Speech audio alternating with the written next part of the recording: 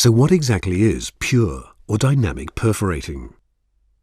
To better understand what pure is, we need to look at the events that occur in the wellbore when a well is perforated.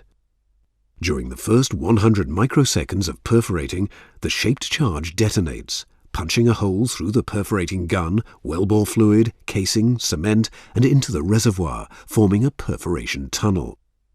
During the detonation of the shaped charge, the solid explosive is converted to a hot, high-pressure gas, with pressures which are spatially non-uniform. The peak pressures of the gas in the gun are significantly higher than the local wellbore fluid pressures.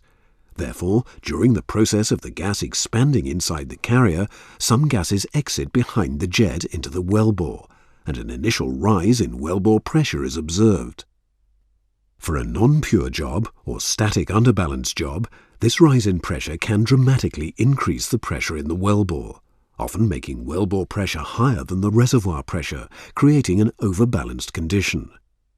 On a pure perforating job, pure charges are detonated at the same time as normal perforation charges. These specially designed pure charges only create holes in the outside of the perforation gun, allowing improved communication between the wellbore and the gun and chamber volume. As a result, the fluid in the wellbore is able to move rapidly into the gun and chambers, quickly reducing the wellbore pressure in the area immediately outside the gun. From 100 microseconds to 1 millisecond, no significant pressure events occur. At around 1 millisecond after detonation, the fluid in the wellbore begins to expand inside the gun, starting the underbalance wellbore dynamic effect. Surrounding the inside of the perforation cavity is a crushed zone created by the perforation jet. This crushed zone greatly reduces permeability and must be removed to allow the maximum flow possible from the perforation. This crushed zone is removed following a two-step process.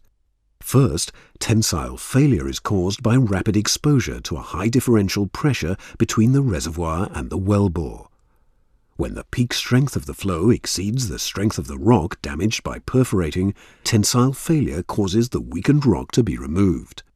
Next, failed rock, fines, and perforation debris are removed from the perforation tunnel by the subsequent flow into the wellbore caused by the dynamic underbalance differential pressure.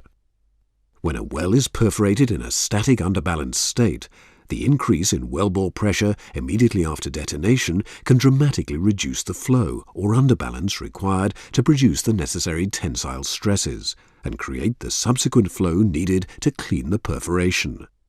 In summary, pure controls the fluctuations in wellbore pressure immediately after the shaped charge detonates. Pure perforating generates a large, sharp drop in pressure, creating enough stress around the perforation tunnel to cause a failure of the crushed zone. The magnitude and duration of the underbalance then causes flow in the tunnel, resulting in the most efficient perforations possible.